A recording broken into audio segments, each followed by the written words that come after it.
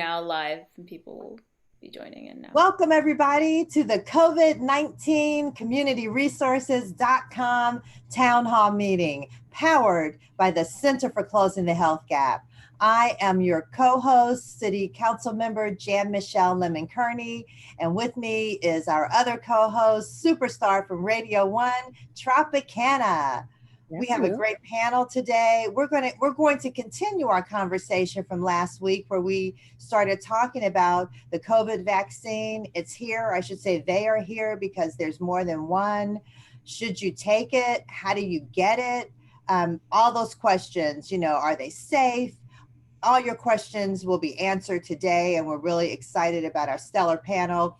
First, a few housekeeping things to tell you. We are recording this session so that we can play it later on the Cincinnati Center for Closing the Health Gap Facebook page and also other websites.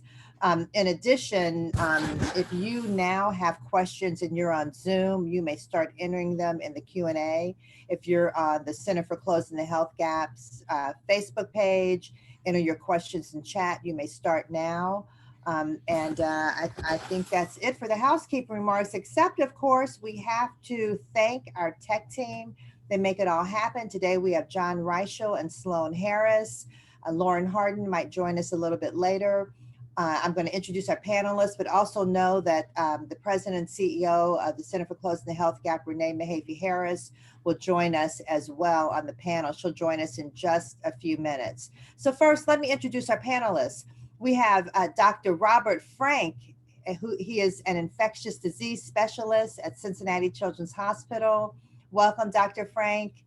We have Dr. Monica Mitchell, professor of behavioral medicine and clinical psychology, Cincinnati Children's Hospital. And we have Dr. James Powell, who's co-founder and chief medical officer of knowRx, which stands for Know About Your Prescriptions. Also, he is a member of the National Medical Association. So we are excited to have all of you here. Thank you for joining us. We have a lot of questions. I know you have answers. So let me start by asking each of you before Tropikana starts the questions, which are already coming in. So thank you, listeners. Let me ask each of you to make 1 or 2 minute intro remarks, and we'll start with Dr. Powell. Oh, okay. Again, I'm James Powell. My background, born in Birmingham, Alabama. I went to Virginia Union University and a graduate of Cornell University Medical College. And from there, I was on the faculty in pharmacology and also worked into the industry, biopharmaceutical industry. And my role in the industry was design and oversight of clinical trials. I've been involved in clinical trials from the initial introduction in humans of some chemicals all the way through what's called phase 3, the exposure of the drug to multiple patients prior to the approval of the drug and marketing. And I also retired from industry and have worked with the National Medical Association. I'm principal investigator for Project Impact, which is increased minority participation and awareness of clinical trial. And I want to say a little bit more about that because in that capacity, we've designed programs to educate physicians, minority physicians, to be a part of the clinical research process and to be investigators in the trials, be designers of the trials, and be a part of the industry and what's called the review boards that review clinical trials that are conducted to test medications.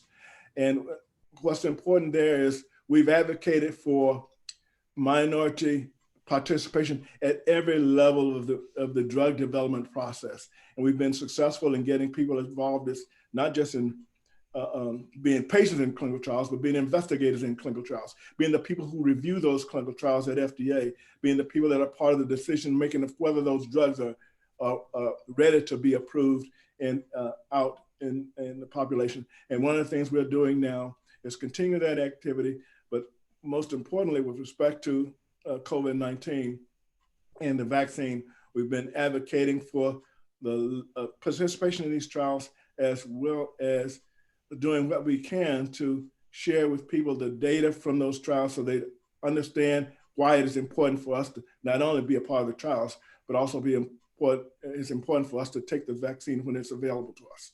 Okay, all right, thank you so much. Okay, next, Dr. Monica Mitchell, a few opening remarks. Thank you so much for the invitation. So my background, I'm a psychologist by training, but I do a lot of work in the community and related to community engagement in research as well as in health education. So we're at the point now where today we learned that Moderna now has a EAU, an emergency usage authorization. So now we have 2 vaccines that have been approved. And that's really just the first step. So the second step is actually ensuring that people are actually going to go out and get the vaccine. And simply put, I think there's data to suggest that about 61% of people feel like they trust the vaccine enough to get it. So, the people on the panel and the participants on the call, many of whom work in the community, we have a lot of work to do to instill trust and to address hesitancy towards a vaccine. The way I describe it is that we're going to have 3 groups of people. We're going to have the early adopters, so people who are going to be the first in line to get that vaccine. Then we're going to have the late adopters, so people who say, well, I'm going to get it after, that first group gets it and nothing bad happened. And then we're going to have this third group of people who are the non-adopters. And right now, these are people who are saying, no matter what happens, I'm not going to get the vaccine.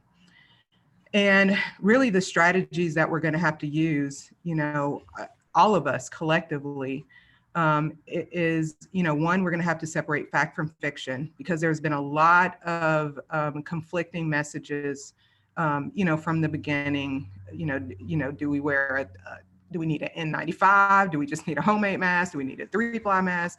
That has only reinforced some of the mistrust that people already have about, do we even know enough has there even been enough research to get the vaccine?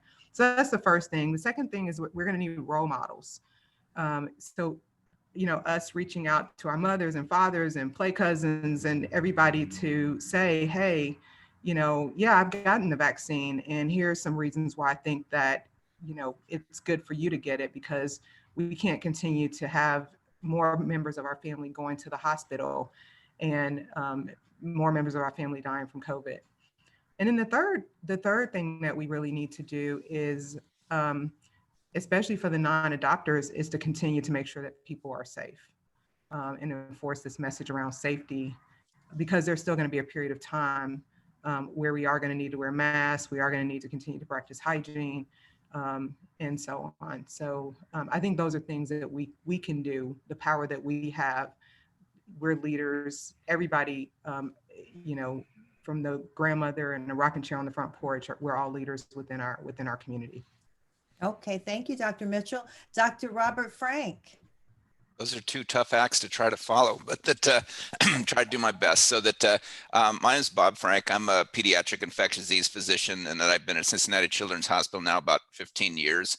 That I'm a native of California, and that the Navy paid for me for medical school. And so after I retired from the services, when I came to Cincinnati Children's, and so that my area of research is with clinical trials. I also do take care of children in the hospital that are sick with infections.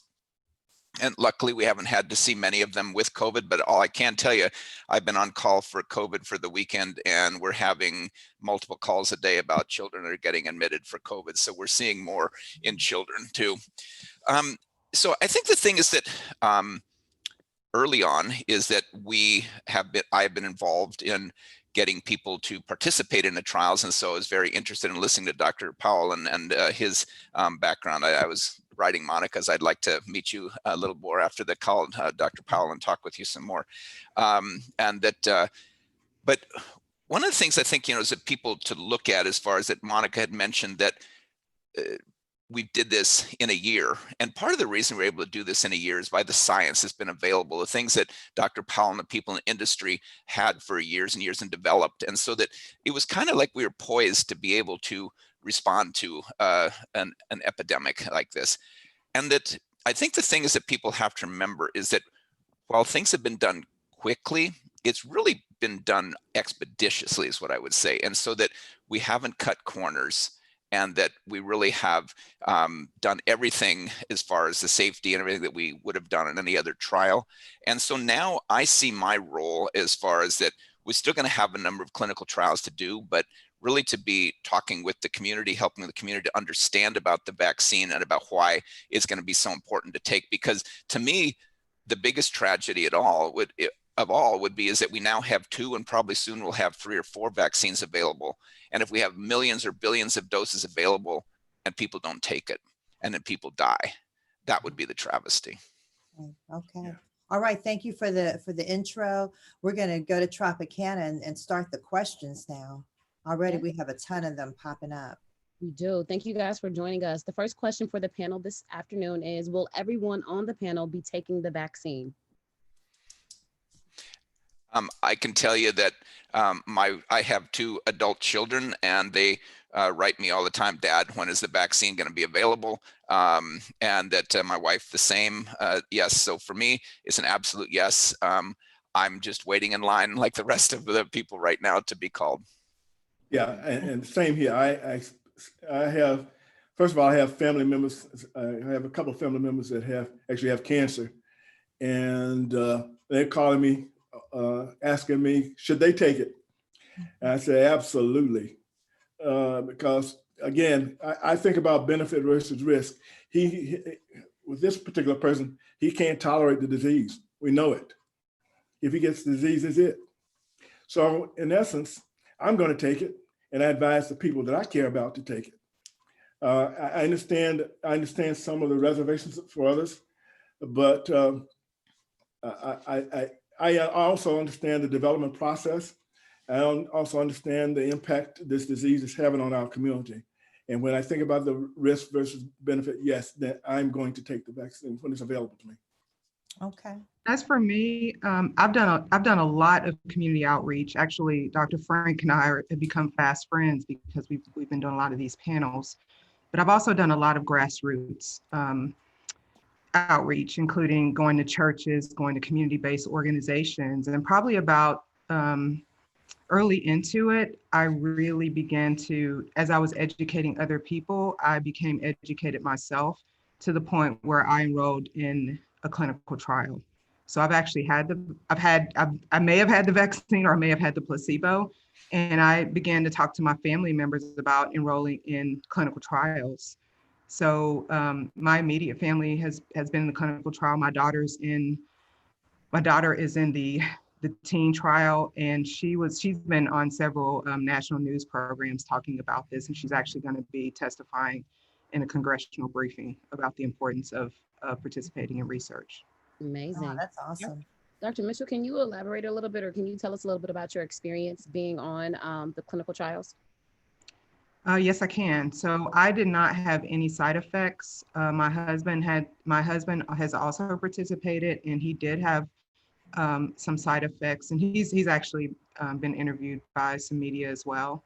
And what he told the media is that he had, in the injection site, he had some soreness for both of his shots. After his second shot, he had a low-grade fever, and he had some fatigue that lasted for a day, and he was able to go to work the next day. So, it sounds like he actually got the real thing. Yeah. You might not have, though. I think he definitely got the real thing. And if I got the real thing, then I was more tolerant of the symptoms than he was. So. Right. Yeah. And I understand that those of you in the trials can be tested for antibodies to see whether or not you'd like to get the real vaccine, just in case you're not. Councilmember Kearney, is it actually what we'd recommend is that everyone receive vaccine regardless if they've had COVID or not. And we're still recommending everybody to get vaccine. And so I really would not advocate people to get antibodies. It's just that if they're in the trials, they can get what's called unblinded. So the company will tell them whether or not that they were in the vaccine, they got vaccine or placebo, and that would be done at the time that they would be eligible to get vaccine in the community. But the antibodies, we really don't know exactly what they mean. And so that's why we would rather just give everybody a vaccine. And even if you've had COVID before, giving vaccines, we've have some research to show that you still get a nice immune increase, and there's no increased risk of getting vaccine if you've had COVID before. So that's why we're just really recommending everybody in the community to get the vaccine. Okay, good. That's good to know, especially for me, because I had COVID in August. And so that's a question that a lot of people say, if we've had it, do we still need to get the vaccine? It sounds like yes. And here's a question: which vaccine is better? You know, we've heard Moderna, Pfizer, I don't know, AstraZeneca. I don't know if that's coming to the States or not. And I hear Johnson might have one that's coming out where you only need one instead of two. So tell us about what's out there. And when I say two, just so people listening understand, you have to get, for Moderna and Pfizer, you have to get shots twice, right? Okay. Yeah.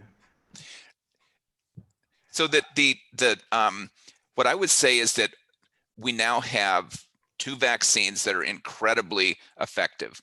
And to give you an idea and context is that for what have to do is the companies collect the data as far as that when people have been vaccinated or received placebo, and then we collect how many cases of COVID-19 have happened in participants in the study. So of the people in the Pfizer trial, at the time that they applied to the FDA, the Food and Drug Administration, there have been 170 cases. 162 of them happened in the placebo group, and 8 of them happened in the vaccine group. Of the 10 cases of severe disease, unfortunately 10 people did get severe disease, 9 of them were in the placebo group and only 1 was in the vaccine group. And so that's how you get that 95% efficacy of saying that you have a 95% less chance of getting an infection if you had the vaccine. And Moderna is just about the same numbers. AstraZeneca is a little bit lower. However, as Dr. Powell maybe could help explain a little bit better than me, as far as that things like called confidence intervals and about how 70 and 90 actually may be close to the same number because of the smaller sample size. So I would look at it as say, we have 3 and probably 4, because you had mentioned the other one, Janssen, that are going to be available. And all of them look like they're exceeding where we were hoping. We were hoping for 70% efficacy. So getting a 95% efficacy is phenomenal. We only have really one other vaccine and that's a measles vaccine. Wow. All right. Well, Dr. Frenck, I want to say that the last thing I want to do on this town hall is try to explain confidence intervals. Yeah, let's save that. Yeah, let's save that for class. Okay. I'm going to leave that one alone. All right. And in terms of the difference, actually, I have more questions there. I would not hesitate between Pfizer and the Moderna at all. What I'm looking for is, and maybe Dr. Frenck, I have not had the opportunity to ask anyone with this particular expertise with respect to vaccines, but I have a question actually, and that is, there are some that are going to have what's called humoral immunity, and some that are going to have what's called cellular and humoral immunity. And okay, I think break that down for us. Break it down. Yeah. So okay, that's what I'm going to try to do. That's what I'm going to try to do. And then what that means is that the immunity that you get from humoral is circulating in the form of antibodies in the bloodstream. Okay. As opposed to cellular, where there are cells that can remember and attack when the virus comes. And I hope I'm getting that right, Dr. Frenck. But the question is, which some of the new ones coming in, I think, are going to have both humoral and cellular immunity. So break that down for us. Yeah, well, now, yeah, you raise the question, and then you make me be the one to try. Yeah, thanks a lot. Thank you so much. And that this is what I would say as far as that the AstraZeneca and Janssen, I would think of those as one type of vaccine. They're very similar in concept. Moderna and Pfizer as very similar. Okay. In the end, what we're doing is and people have to understand, none of the vaccines can give you COVID, okay? Right. None of them are the full virus. None of them can give you the infection. But what happens if we're exposed to a bacteria, we're exposed to a virus, our body makes an immune response. And so then that's what keeps us from getting the same thing over and over again. That Tropikana told us that she was having a toddler party, so she probably is going to have all sorts of little viruses that she got exposed to last night and everything. But that you get exposed and you get over them. and that's your protection, your immunity. And so what we're doing with the vaccine is we're trying to simulate, we're kind of trying to fake the immune system out of saying, this is the real thing, when it's not really the real thing, but it'll make our body do the same thing as if we were exposed to an infection.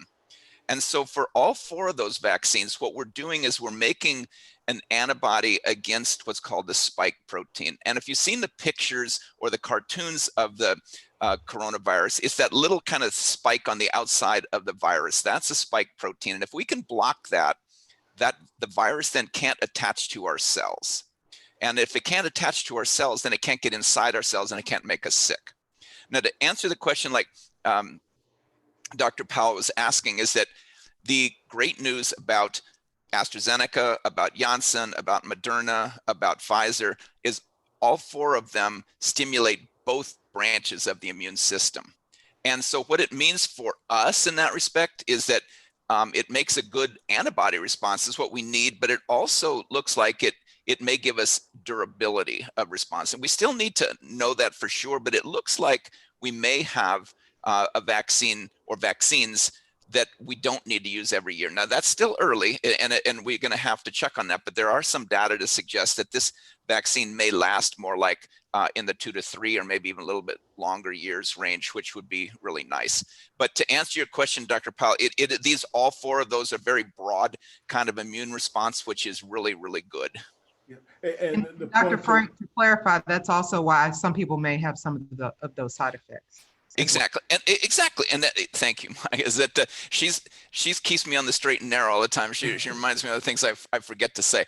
But that so when our body does see an infection, it releases these compounds called cytokines, and that's kind of what makes you feel crummy, as far as it have the achiness, the headache, sometimes a low-grade fever, because the body thinks it's fighting off something and it's making its immune response. So yeah, just like Dr. Mitchell was saying, as far as that, some people, actually, we had a mother call us last weekend and said, well, my son got the vaccine or got something, is in the trial and had some fever and had some aches and a little bit of fatigue. And she goes, I'm really not, this isn't going to sound right. She goes, but I'm kind of happy that he has those because now I know he had the vaccine. I said, no, but the next day he was fine. And that, so it's interesting as far as that people looking at it, as far as saying, okay, I had some symptoms, that means I got the vaccine. One of the things is that if you don't have symptoms, that I know it's terrible English, it's double negatives, but the lack of symptoms does not mean you did not get the vaccine.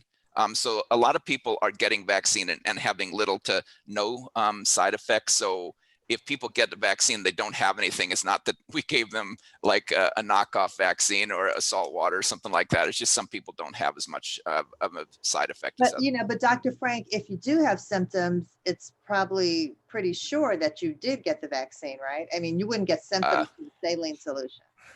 I would. I'm just thinking. I think that you are deciphering the information pretty well. Okay, all right. Okay, John, but the point is, if you get offered the vaccine, you should take it. Yes. Whichever one. Yes. And that, yes, I would not feel worried as far as I need to stand in line for this vaccine or that vaccine. And just exactly what Dr. Powell is saying is that all of them have really shown really very good protection. Good to know. That's great. Now we have another question from James Wilson. Mr. Wilson wants to know, I hear that people that have the need for EpiPen should not take the vaccine. Is that true? Well, okay, what I will tell you as far as that, where that's coming from is that there were 2 people in England that received the Pfizer vaccine and had some allergies is what they were saying. And so that Great Britain came out and said, if you're somebody that usually has an allergy and you have an EpiPen with you, is that maybe you shouldn't get the vaccine. What I can tell you is that of the 40,000 people we had in the trials in the United States, we have not seen that at all. And that, so sometimes what it can be, Tropikana, it's hard to, say when it happens to you that it was just chance. But, if you think of it, look of a city of 50,000 people or 40,000 people, somebody's going to break their hip, right? Somebody's going to have a heart attack. Somebody's going to end up having a stroke. Somebody's going to have diabetes. So that those are things that just happen in the background, no matter what. And so what we need to do with the clinical trials is to be able to collect the information and compare what happens in people that get vaccine versus people that got placebo to see if there really is a difference in rate. So people are watching that very carefully, but at this point, we're still thinking it's more likely than not a chance occurrence. Okay. We have another question. They want to know, what is the age range for people to get the vaccine? Can a 2-year-old get it? Can an 80-year-old get it? What is the recommendation? Dr. Powell, you want to? Well, actually, that's probably more, the information I have is information I've seen in a couple of publications. But what I know to date is that the two vaccines, the Moderna vaccine had clinical trials that include patients that were 18 and over, as opposed to the Pfizer had, I think they had some 16, 18-year-olds in there. Right. And so generally, what's on the label is what was in the clinical trials. Right. So in fact, so if you had 18 years and over, those are the people that would be approved to take the medication.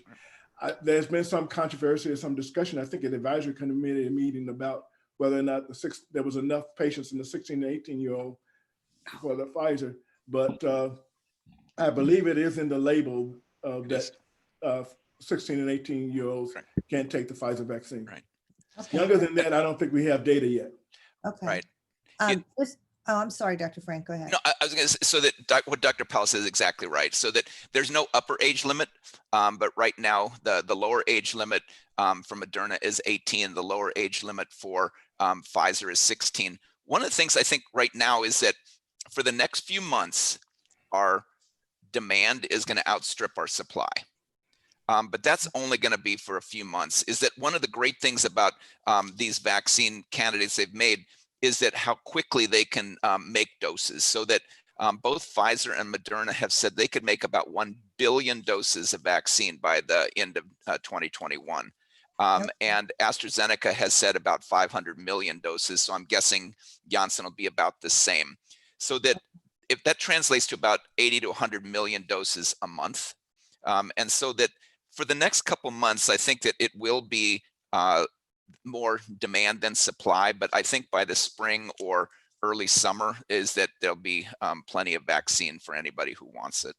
Okay, now that's a great segue into Robert Brown's question. And Mr. Brown, I can tell you, I was waiting until Renee Mahaffey Harris got on, and she's on now. Welcome, Renee, because she is on the state panel that's going to develop or is developing the distribution plan. So Mr. Brown, Robert Brown's question is, who in the state is responsible for developing the distribution plan, given that, we just heard demand at this point outruns supply, outstrips supply? So I will do my best to answer that question. I was on a Zoom call today with the governor and the U.S. Surgeon General, Dr. Adams, and they were talking about, the vaccine dissemination. And so one of the things I can report, I don't know that this answers Robert Brown's question, but the authorization has been given to the National Guard to be able to administer. But at this point, they are following the CDC recommendations of the prioritization of distribution. So the state will follow what the federal government has issued. I think that we're seeing that nationally as well as locally in the hospital systems and 1A and 1B. And I'm sure that Dr. Mitchell probably can speak to this a little better than me, but so it's the prioritization of healthcare providers who are directly caring for COVID patients in the system. And then second tier are other, the other medical professionals that serve all of us in our health systems. And then, of course, the assisted living and nursing home facilities.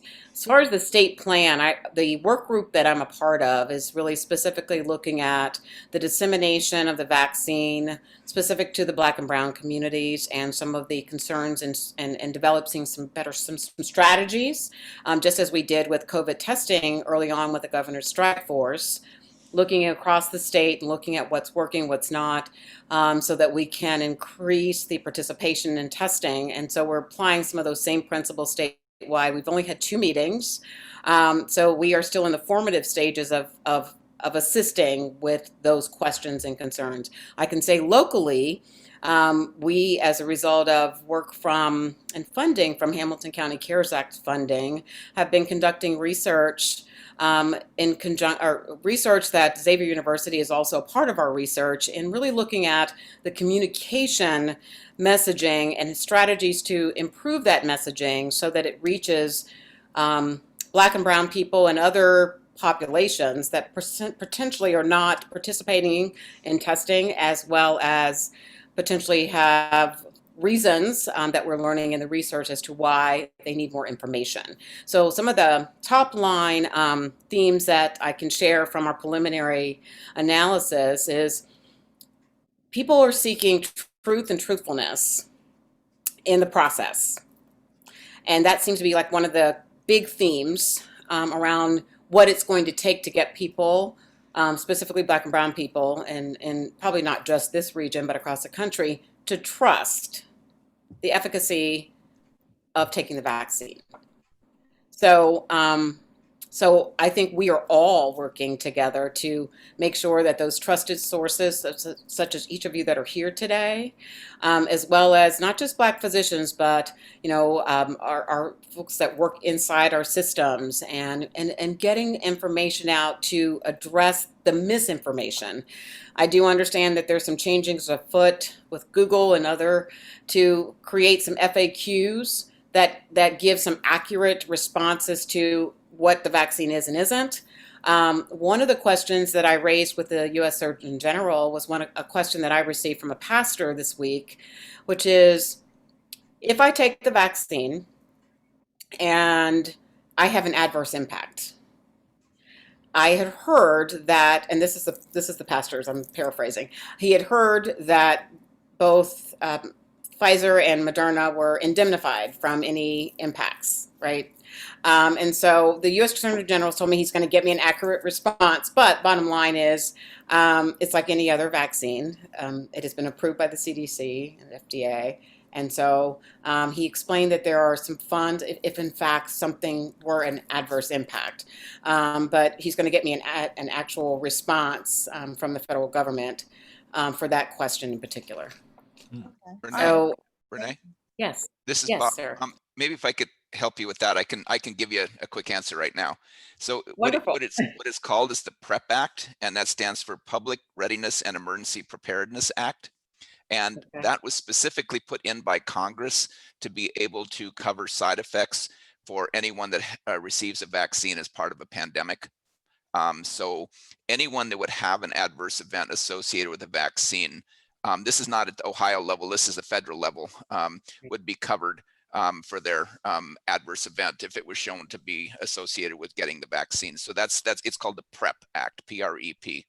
Okay, thank you so much. Let me just Let me just add one more thing. The other thing, in response to Robert's question, I just wanted to make sure I responded to it. So the Iowa Department of Health will be working with the health departments across the state to talk about dissemination strategies along with our systems. And I know that I've talked to Monica Mitchell and Rob Kahn and others, so that there are smaller groups of people coming together and saying, look at what we stood up around testing. How do we maximize what we've already learned in setting up distribution points?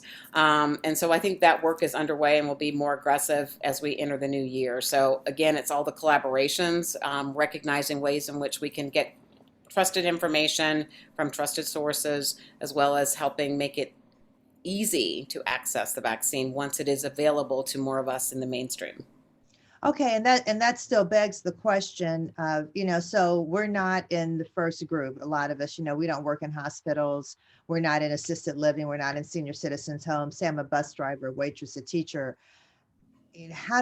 When are we going to get the vaccine, and where do we go? Do we call our doctor? Do we call the health department? Those of us who are chomping at the bit to get it but don't fit that category 1, what's our plan? So I would suggest that at our town hall, the first Saturday of the new year, we talk in that in more detail. Again, I will continue to refer everyone back to the prioritization that the CDC has already set, and that's what will be followed. And so obviously the health systems and assisted living and nursing home facilities are still one. I know in the conversation today, the question was asked about teachers. And so I think they haven't made a decision, but I think there's some very strong sentiments as to why the teacher should be second. Because they do believe, I guess the data is showing, and this is again from the U.S. Surgeon General giving this response this morning, that they are finding that kids who are actually in school have the lower percentages of positivity rates. Now, that's again, I'm paraphrasing, so I hope that's accurate, but that's what he said, and I see Dr. Frenck shaking his head yes. So that means it kind of does make sense that potentially the teachers would be next. Mhm. Okay, I thought the good. teachers were in one of the- February, that everyone should be back in school. Okay. Yeah, I thought the teachers were in the second group. Am I They're- not? yeah. Yeah, they're in the second group. So, but Councilman Kearney, I think what you're saying as far as like, will I get this vaccine in my doctor's office? Will I get the vaccine at the health department? Do I need to go to a hospital to get? And I think those things are still being worked out exactly. And one of the things I can tell you is that, you know, people have been making a lot of say, well, you know, the Pfizer vaccine needs to be an ultra cold. And that, so mine, to give you an idea, the freezers that we have in our house, you know, just for our refrigerators and freezers are minus 20. And so that, and that's the Moderna vaccine has been tested and can be at minus 20 for a pretty long period of time, up to a month. The Pfizer vaccine is minus 70, and the hospitals, almost in our laboratory, we have lots of different minus 70s. So there's a lot of minus 70s around the city, but those aren't the things that are in your doctor's office. Doctor's office typically has a minus 20. So that, but the good thing is that they have now data to show that for the Pfizer vaccine, it's stable for a week at refrigerator temperature, so that that would allow like the health departments to be able to give out distributions on a weekly basis or something to places that would be able to administer. We obviously wouldn't want to waste it, so that we'd want to make sure that if we're putting it into a refrigerator, that this is going to be used within that week, so that the vaccine doesn't go bad. But they're spending a lot of time and effort to look at distribution and how that's going to be done. I can tell you those are good news as far as that we aren't going to have everything to somebody come to the minus 70, but a freezer to get the vaccine. But the details, I think, are still in the process of being worked out. Okay, great. Thanks. Tropikana, back to you. Oh, Tropikana, you're muted.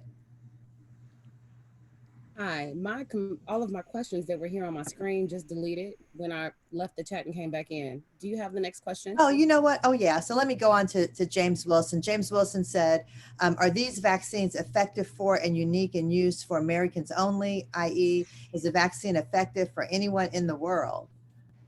Well, I can tell you that these clinical trials were global clinical trials. What percentage of them, I don't know the exact percentage, were non-US, but I think probably at least about 30% of the sites that conducted the clinical trials were non-US sites. Okay. So the data that we have from the US as well as many other countries. The one thing that, as I told you, I've advocated for with the Project Impact is the issue of minority participation in the clinical trials. I can tell you that both Moderna and the Pfizer vaccine had about a 10% African-American participation. That's pretty low. That's still low. Yeah. It's better than usual, let me tell you. Okay. But it's still low. Yeah. The interesting thing about even I got to congratulate the people that did the trial here in Cincinnati.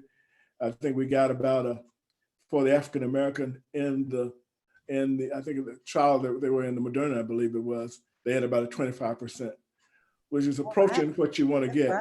Yeah. You want to get, we've advocated for representation proportional to disease burden. And of course, 10% is nowhere near that when we're talking about COVID-19. Okay, all right. But they're saying these are global trials. Okay. So here's a question from Deborah Spradley. If you are a diabetic, should you take the vaccine? And I want to add to that because we talked about who was and wasn't in the trial. If you're pregnant, should you take the vaccine? Because I understand pregnant women were not in the trial. So anybody can answer those two. Deborah, so there's these are not live virus vaccines, and so that there really is not a restriction for somebody who's immunocompromised, diabetic, and so we would recommend everybody to get the vaccine at this point. And just to follow up with what Dr. Powell is mentioning is that, one of the things that when we announced about the vaccine trial, we had over 5,000 people in a month that asked us to want to be in the trial. And so I could have easily enrolled the trial of people of not brown or black, and that was not right. I specifically said no, and so that's actually when I, as Monica was saying, become fast friends with she and Lori Crosby, one of our colleagues, of trying to help me to be able to get the word out in the community, and that we're very proud is that we're actually 29% of the population that were in the clinical trial that were self-identified as black or brown, and that we were doing exactly what Dr. Powell was mentioning as far as wanting to try to get a population that really reflects the community, because we want this to be a community vaccine. And the thing is that the results that have been amazing is that the 90+% efficacy has been the same regardless if you're black, if you're brown, if you're Hispanic, if you're Asian, if you're white. It's the same as if you're a male or female. It's the same across the age groups. And so that's one of the things that why we really, and so that's really great. And that so that I would advocate everyone. Now, you said about pregnant women, the American College. I wanted to also just encourage people. I know that Pfizer has released its 65-page report publicly, and it has the results for, for USA. It has it for other countries. It also has it broken down by gender, age groups, race, and ethnicity. So, if people are seeking information, I mean, that's a great way to seek information. And as I think, as Dr. Frenck either already said or is going to say even more, that's a great way to have confidence, because when you look at Black, African American, the efficacy of the vaccine is just as high, if not just a little bit higher for the Black participants. Okay, all right. Here's a question. Thank you so much. Here's a question from Willis Shelby. This is a great question. Have they done any observations on the mixing of the vaccine with medications that one may be taking? So should we just assume that this vaccine will mix with anything, or if you're on certain medications, should those folks not take it or be cautious? I don't know the data on that, but I know that usually you don't mix vaccines. Okay, you don't do that because it's a direct injection intramuscular. So you don't usually do any mixing with respect to a vaccine. So Dr. Powell, are you saying if you're already on medication, say you're taking something for high blood pressure? Oh, is that what you mean? Yeah. Okay. So if you're taking other medications, you're asking whether or not there could be some kind of interference or interaction between the vaccine and the medication. And the medicine you're already on.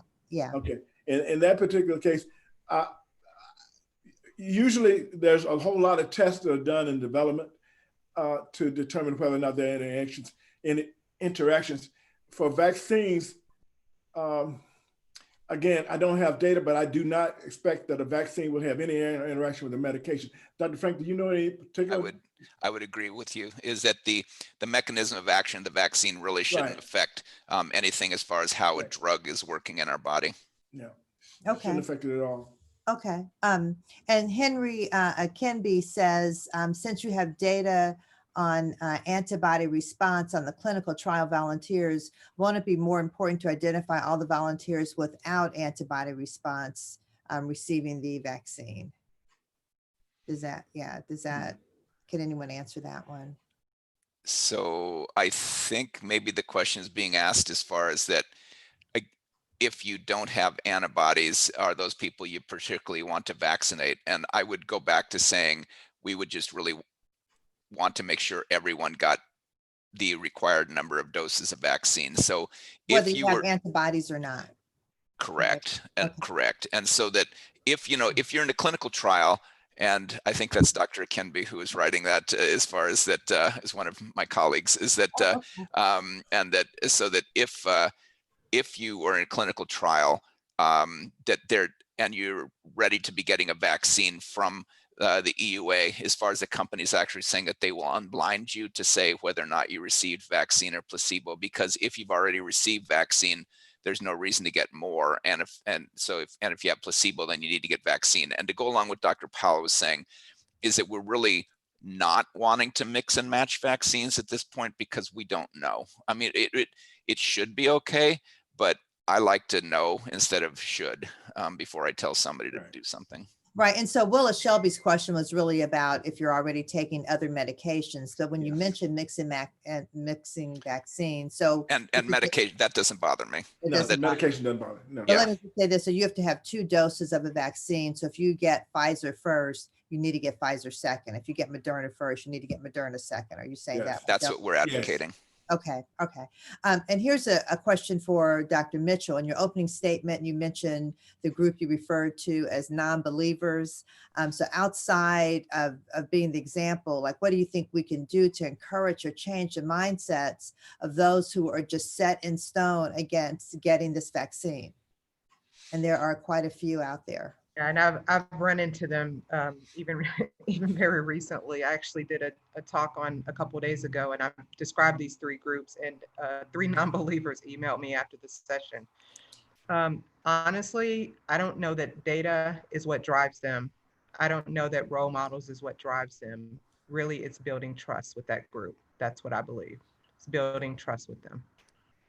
So maybe seeing people out there who are taking it and they can see that everyone's okay.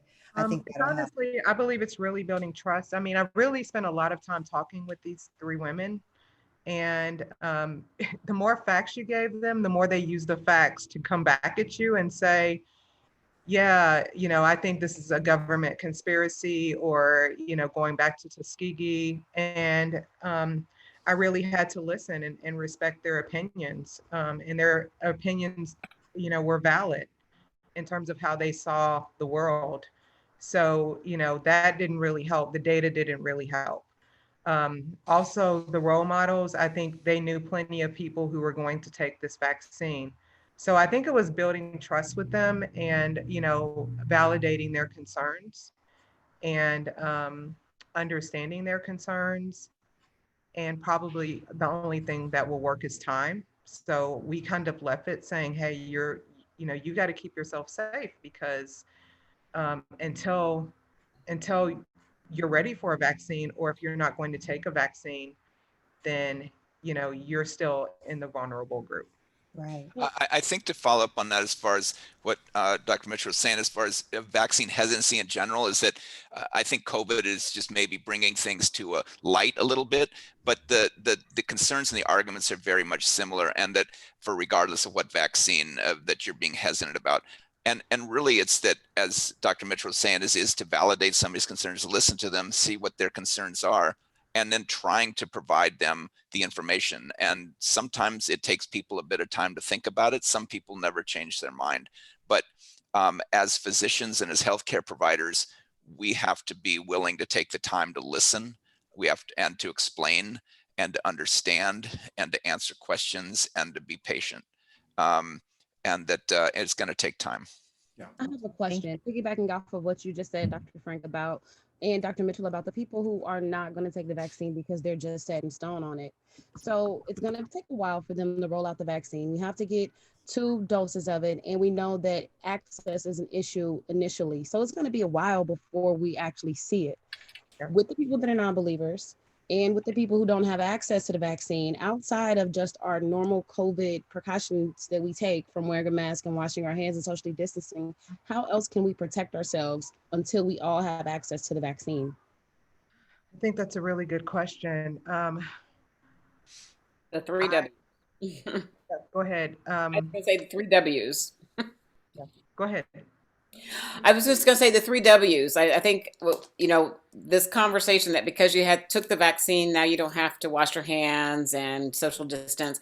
We still have to keep doing those 3 W's. And so wash your hands.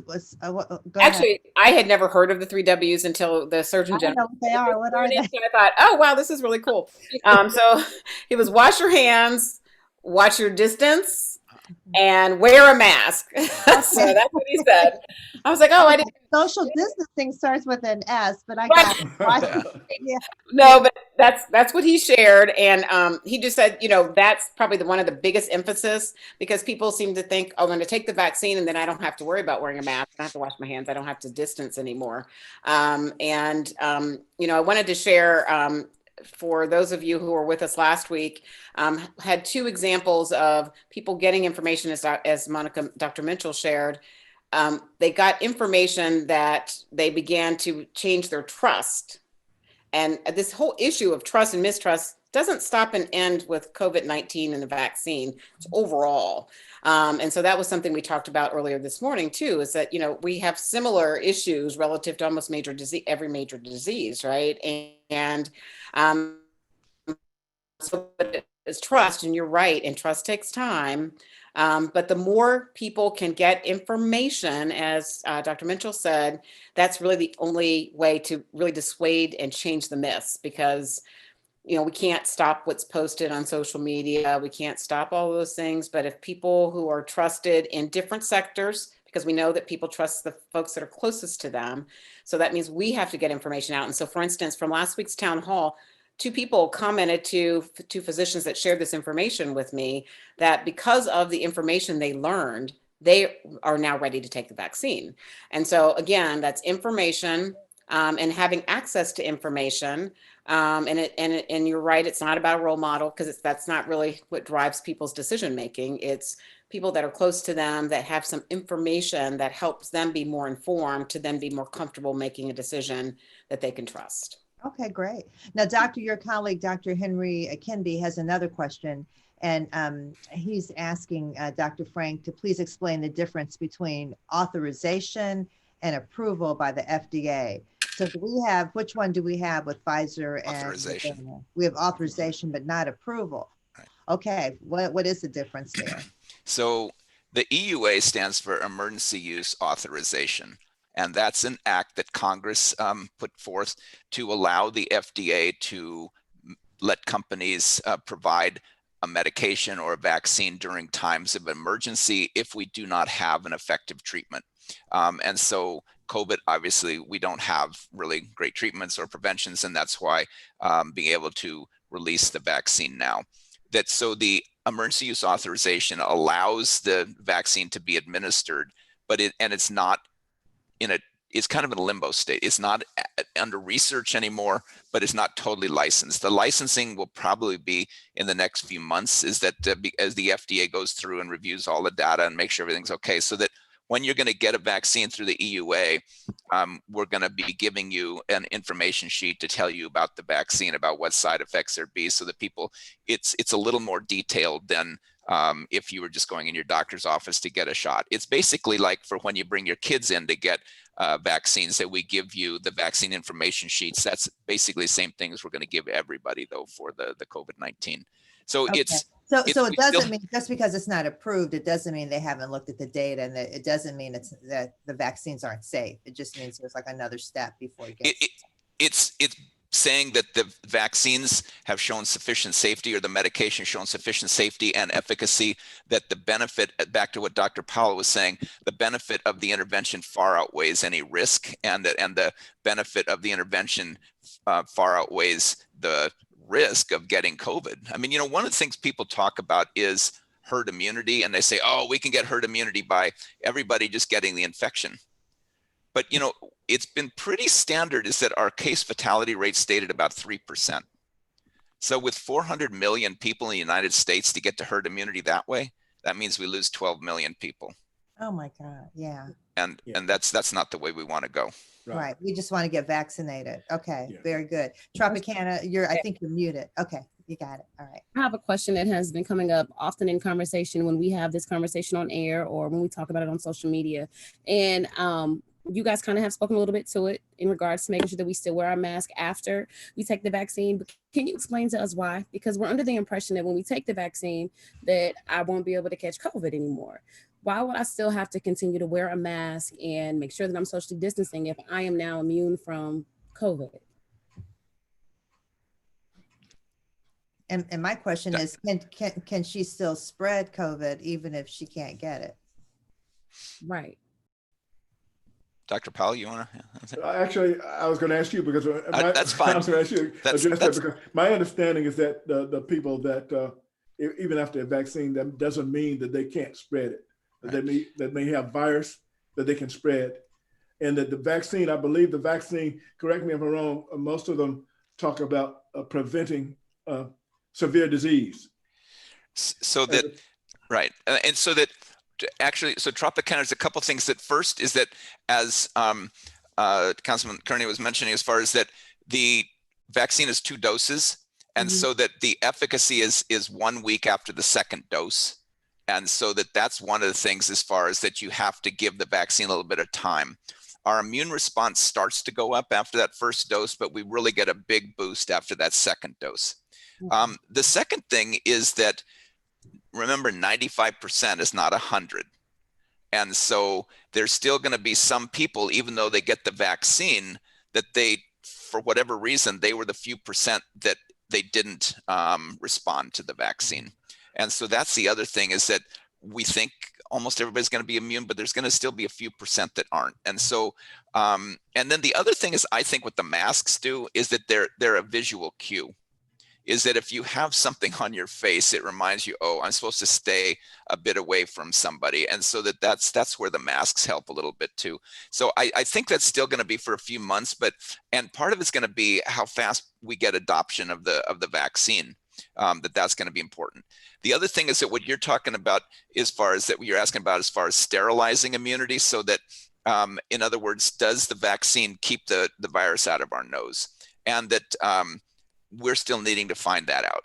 Is that there's some vaccines we give for children that it does give sterilizing immunity. It not only protects the child, it gets the bacteria out of their nose, or the virus out of their nose, so they don't spread it to other people.